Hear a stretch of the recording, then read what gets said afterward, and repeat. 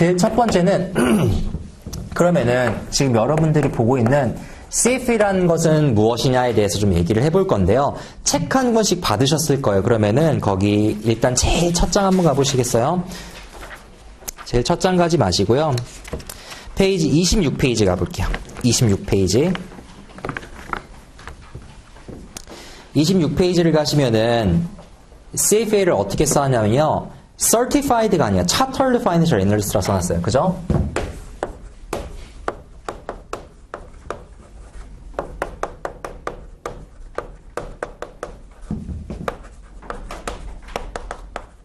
뭐 국제재무분석사라든가 아니면 공인재무분석사라고 얘기를 하는데 사실 공인재무분석사는 아니에요. 정확히 얘기하면요. 왜냐하면 예를 들어 이제 저는 미국 공인회계사도 있는데 CPA라고 하면 Certified Public Accountant라는 걸 써요. Certified라는 건 공인받았다는 거예요. 국가에서 공인을 해주거나 주정부에서 공인을 해주는 거예요. 그런데 우리나라도 CPA는 Certified를 쓰거든요. 이건 국가에서 지정을 해서 공인을 해준 거고 이 공인을 받은 사람은 특정하게 할 수 있는 업무 영역이 정해져 있어요. 그 이상을 할 수도 없고 공인회계사법이 따로 있거든요. 그래서 특정하게 할 수 있는 업무 자체가 정해져 있고 그 다음에 이 사람들한테 적용되는 법규마저도 있고 그 다음에 이 사람들이 할 수 있는 업무 영역에 대해서 여러 가지 가이드라인이 존재하게 돼요. 근데 CFA는 그게 아니에요. 차터드예요. 이 말은 뭐냐면 국가에서 공인을 해준 게 아니라 정확히 얘기하면은 미국에 있는 CFA 협회가 인증을 해주는 거예요. 즉 사설기관에서 인증을 해줬다라고 생각을 하시면 돼요. 그러면은 사설기관이 인정해준 자격증 자체가 어떻게 이렇게 파워풀한 영향력을 가질 수 있느냐에 대해서 생각을 한번 해볼 수가 있겠죠. 그리고 여러분들이 알고 있는 그럼 공인으로서의 어떤 지위를 누릴 수 있냐에 대한 것도 다시 한번 고민을 해보셔야 될 거예요. 공인으로서의 어떤 지위를 누릴 수 있냐면 사실 그런 건 전혀 없거든요. 그러니까 CPA로서 예를 들어 CPA 법을 위반하면은 그건 뭐예요? 이 법규에 의해서 처벌을 받게 되는데 이건 사설기관이기 때문에 내가 어떤 CFA 협회의 법령을 위반했다 하더라도 사실 그거 자체가 그렇게 위반될 사례가 발생되진 않아요. 예를 들어 볼게요. 대우조선해양에서 분식회계 사건이 터졌었잖아요. 그때 이제 거의 아마 두 번째가 세 번째로 그 감사를 했던 회계사들이 구속이 됐어요. 이런 일들이 벌어진다고요. 아니면은 예를 들어서 예전에 공인회계사들이 내부 정보를 이용해가지고 감사했던 그 정보를 가지고서 사실 외부 이용자 중에서 회사에 대한 정보를 제일 먼저 취득하는 거는 회계사들입니다. 그러니까 아무리 뭐가 잘 됐다고 하지만 내부 사람이 먼저 알고 재무제표 만든 다음에 회계사들이 감사하잖아요. 그럼 회계사들이 내부 정보 제일 먼저 안다고요. 이 실적이 턴어라운드 할 건지 안 할 건지는 회계사들이 제일 먼저 알아요. 그럼 알면 뭐 하겠어요? 트레이딩 할 수 있겠죠. 그래서 법규에서 막아놓거든요. 이런 것들에 대한 적용을 받게 되고 어기면 처벌받게 되고 구속도 될 수가 있어요. 그런데 실제 처분받은 사례가 있죠. 근데 CFA는 좀 달라요. 이건 사설기관 인증이거든요. 그럼 사설기관 인증이라는 건 뭐냐면 내가 법규를 위반하더라도 이건 협회 차원에서 우리 협회에서 제명하겠습니다. 그 정도지 어떤 법규적인 처벌은 그건 또 다른 영역이라는 거예요. 법규를 봐야지 어떤 사회적으로 우리가 CFA에 적용되는 법규가 있는 것도 아니고요. 또 어떤 공인으로서 내가 보장된 업무 영역이 있는 것도 아니에요. 그래서 만약에 혹시 보장된 어떤 예를 들어 의사라든가 변호사라든가 뭐 회계사라든가 노무사라든가 감정평가사라든가 이런 컨셉으로 접근하시면 이건 접근 방법이 조금 다릅니다. 그 점에 대해서 알아주셨으면 좋겠어요. 그럼 이건 뭐냐면 차터드라고 하는 거는 옛날에 기사자기를 수여할 때 차터라고 하는 거잖아요. 뭐냐면 네가 이 정도의 공부를 했고 이 정도의 경력이 있으면은 우리가 그거를 인정해 주겠다라고 하는 거예요. 자기 수여하듯이. 그래서 특정한 어떤 연수와 경력이죠. 특정한 분야에서 일을 하는 거를 네가 증명을 하고 이 정도의 단계를 테스트를 통과해서 이 정도의 지적 능력이 있으면은 우리가 여기에 대해서 너는 이 정도 자격증을 받을 만한 사람이 있다라고 인정해 주겠다라고 얘기를 하는 거예요. 아시겠어요?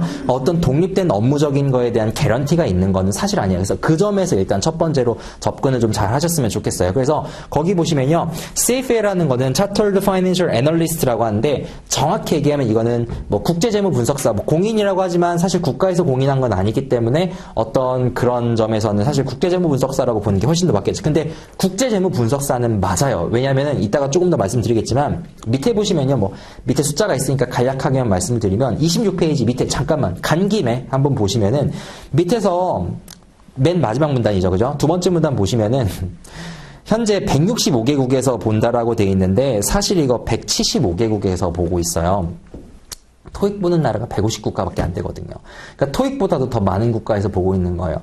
보는 것뿐만이 아니라 한날 한시에 시험 보거든요. 저 한번 생각해보세요. 175개국에서 한날 한시에 똑같은 시간에 시험을 본다는 거예요. 이게 얼마나 대단한 일인지 아직 감이 안 오시죠? 페이퍼로 그것도 시험을 봐요. 한날 한시에 한 장소에 모여가지고 한국 사람들 다 똑같은 킨텍스에 모여서 보거든요. 킨텍스에 모여가지고 시험을 봐요. 9시 시작하죠, 물론. 그러면 이제 시차 따라서 다르겠죠. 그럼 예를 들어 일본이 조금 시차가 늦게 되면 일본은 9시니까 1시간 차이 난다라고 하면 예를 들어서 1시간 늦게 보는 거예요. 그럼 커닝이 가능하진 않아요. 왜냐하면 6시에 끝나면 딱 나오자마자 반대쪽에 알려줘야 되는데 그게 사실상 쉽지가 않거든요. 지금 8시간 보는데, 그러니까 문제 수도 많고 그거 자체는 쉽지는 않아요. 근데 어쨌든 간에 한날 1시에 시험을 전 세계에서 그것도 동시에 똑같은 날 보는 거잖아요. 얼마나 대단한 건지 아세요? 그 인원 자체가 몇 명이냐면 18만 명이에요. 대단한 거죠. 그 자체만으로도.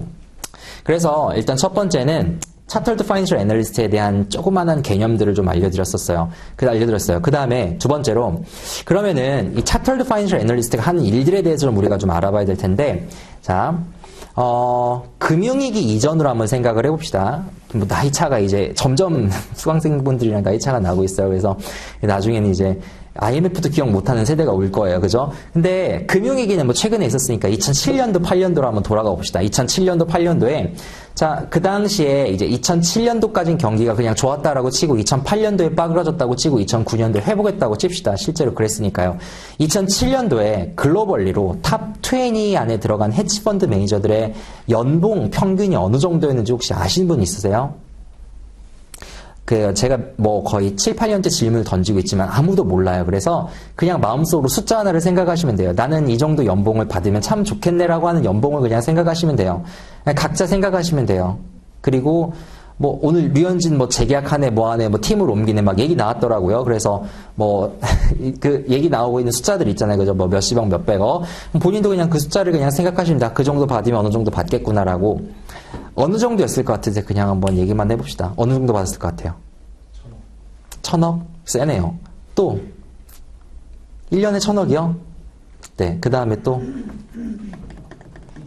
20억이요. 또 나중에 한번 신문지상에 찾아보세요. 2007년에 글로벌 탑 헤지펀드 매니저들의 셀러리라고 찾아보시면 구글에 뜰 거예요. 자, 자료를 여기다가 띄워놓고 하면 참 좋을 텐데 예를 들어 외부 설명 같은 것들을 하면 좀 가끔 띄워놓긴 하거든요. 근데 어쨌든 글로벌 탑 20 안에 들어간 헤지펀드 매니저들의 평균 연봉이 $1 빌리언 였었어요. 10억 불이에요. 그럼 환율을 1,000원씩으로만 계산하면 그게 1조 원 정도 되거든요. 그게 2007년도 연봉이었었어요.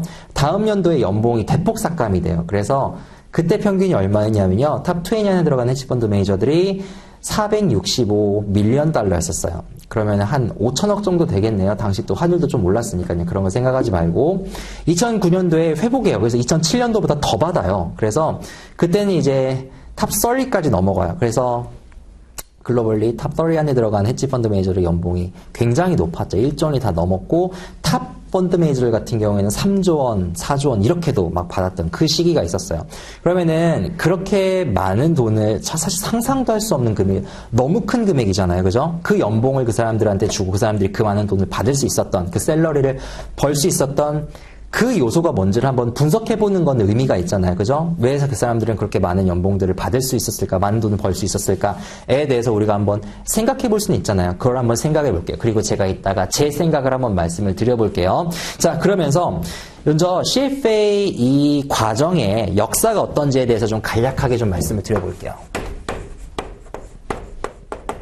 자, CFA는요. 이 얘기를 하기 전에 제가 사람 하나를 소개시켜 드릴 텐데 이런 사람이 있습니다.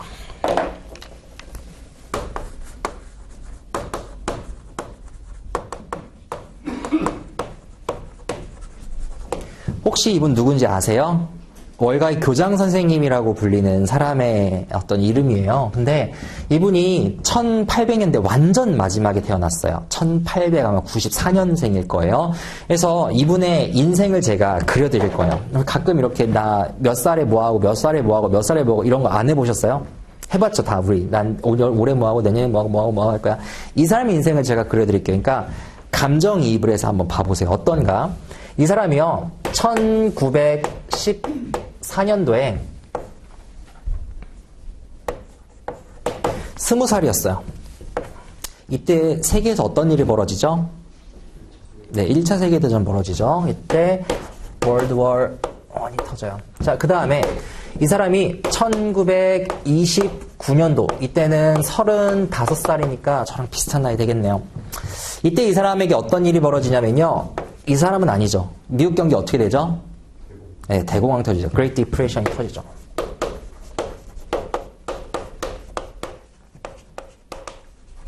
이때 다우존스 지수가 400포인트였던 게 정확히는 390포인트 정도 됐었는데 이게 40포인트, 사실 36포인트까지 찍고 올라가죠. 36포인트까지 10분의 1 토막이 나요. 우리 IMF 때 뭐 주가 300포인트 간다라고 난리 했었는데 그 난리도 아니에요. 이렇게 주가가 빠졌다고요. 이게 이 사람 한참 일할 때였었어요. 그 다음에 1939년도 이때가 45살이잖아요. 이때는 무슨 일이 일어나죠? 2차 세계대전이 일어나죠. 그러니까 여러분들이 딱 이제 아기 낳고서 아기들이 이제 막 아장아장할 때, 중학교 갈 때, 그때쯤에. 그 다음에 이 사람이 1954년도에 드디어 이제 당시 나이로 환갑을 맞아요. 이때 무슨 일이 일어날까요? 이건 모르실걸요? 이때 요 주가 지수가 회복되는 해예요. 400포인트를 드디어 회복되는 해. 자, 이 사람의 인생을 한번 봐보세요. 어떤 삶을 살았을 것 같아요? 상상이 안 되죠. 20살 때 1차 대전이 일어났다고요. 그때부터 빠그라졌던 게 언제 회복하냐면 60살 때 회복하는 거예요. 굉장히 비참한 어떤 세대죠. 세대 자체로는.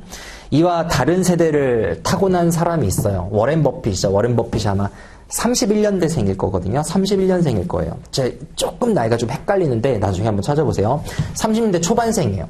그러니까 이 사람은 떨어졌을 때 태어난 거예요. 주가 포인트가 다우존스 지수가 지금 막 2만 포인트 넘어가고 있잖아요. 그죠? 그 다우존스 지수가 40포인트였을 때 태어난 사람이라고요. 그래서 혹잔 이렇게 얘기하는 사람도 있어요. 사실 펀드 매니저라는 게 시대가 낳는 어떤 결과물이라고 얘기하는 사람도 있어요. 워렌 버핏의 대표적인 케이스죠. 그러니까 이 사람이 태어났던 해에서 어떤 자산을 샀어도 지금 500배 이상 올랐을 거 아니에요. 1억만 넣어놨어도 그냥 500억이 되는 세대였으면 10억 원 넣어놨으면 5천억이 됐을 거고, 그죠? 어떤 자산을 사놨어도 굉장한 부를 축적할 수 있는 세대였다고 얘기를 하는 사람도 있어요. 시대를 태고는 시대가 만든 사람이라고 얘기하는 사람인데 대표적으로 반대되는 사람이죠. 근데 그 오바마의 현인이라고 불리는 그 워렌 버핏이 투자를 배웠을 때 그 투자를 누구한테 배웠었냐면 여기 있는 이 벤자민 그라함이라는 사람한테 배웠어요. 처음에 가치 투자라고 하죠. 밸류 인베스트먼트라고 하죠. 가치 투자에 대해서 누구한테 배웠었냐면 처음에 이제 펜실베니아 대학에서 아마 석사 과정을 받고 그 다음에 이 콜롬비아 대학으로 옮겨오면서 콜롬비아 대학에서 석사학위를 받으면서 그때 이때 이 사람이 교장 선생님, 교수님이었었죠. 그죠? 그래서 밸류 인베스트먼트 처음에 가치 투자에 대해서 배웠었고 그 다음에 이 사람이 쓴 책이 있습니다. 혹시 Security Analysis라는 책 들어보셨어요? 1933년도 34년도에 나온 책인데 이 책을 워렌 버핏이 직접 얘기해요. 20번 이상 읽지 않으면 주식 투자를 하지 말아야 된다라고 얘기를 했던 그 책을 쓰셨던 분이에요. 근데 제가 지금 이 얘기를 왜 해드리냐면은 CFA에 연관이 있으니까 이분이 이 위기를 겪었잖아요. 위기를 2번이나 겪고 이 대공황장을 겪으면서 도대체 주가는 어떻게 형성이 될까에 대해서 아까 말씀드렸죠. 33년도, 34년도에 그 자신의 경험을 토대로, 자신의 생각을 토대로 주가가 어떻게 형성이 되는지, 주가를 어떻게 계산을 해야 되는지, 가치 투자라고 하는 건 무엇인지, 그러니까 시장에서 떠돌던 소문이나 투기가 아니라 진짜 주식의 내재 가치를 분석을 하고 그로 인해서 투자를 할 수 있는 이 기반을 마련하신 사람이에요. 그랬을 때 이 사람이 1943년도에 제일 처음으로 협회를 만들어요. 그게 CFA 전신이 되는 협회예요. 그리고 1963년도부터 제일 처음으로 이 CFA 시험을 보기 시작해요. 1963년도에 그때부터 지금까지 그 시험을 지금 보고 있다고 생각을 하시면 돼요. 자, 어디를 가시면은 그 역사가 있냐면요. 뒤쪽으로 조금만 가보시면 책 잠깐만 넘겨보시겠어요? 페이지 78페이지 보시겠어요?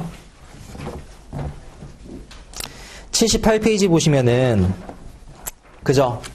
63년대 결과가 나와 있죠. 뭐 당시엔 초반이니까 합격률이 굉장히 좋았죠. 근데 어쨌든 63년도부터 사람들이 시험을 봐서 거의 지금 이제 반백년이 넘었죠. 50년이 넘은 역사를 가지고 있는 그 시험이라고 생각을 하시면 될 것 같아요. 그럼 시험을 만들 때 어떤 목적으로 만들었을까요? 적어도 금융업에 종사하는 사람이라면, 그리고 적어도 고객의 자산을 맡아서 운영을 하는 사람이라면, 또는 고객에게 투자와 제언, 투자에 대한 관련된 조언과 제안을 하는 사람들이라면 이런 과정들은 좀 알아야 되지 않겠니? 적어도 이 정도의 지식 수준과 이 정도의 경력은 가지고 있어야 되지 않을까? 라고 해서 만든 게 지금의 CFA 설립 목적이라고 생각을 하시면 될 것 같아요.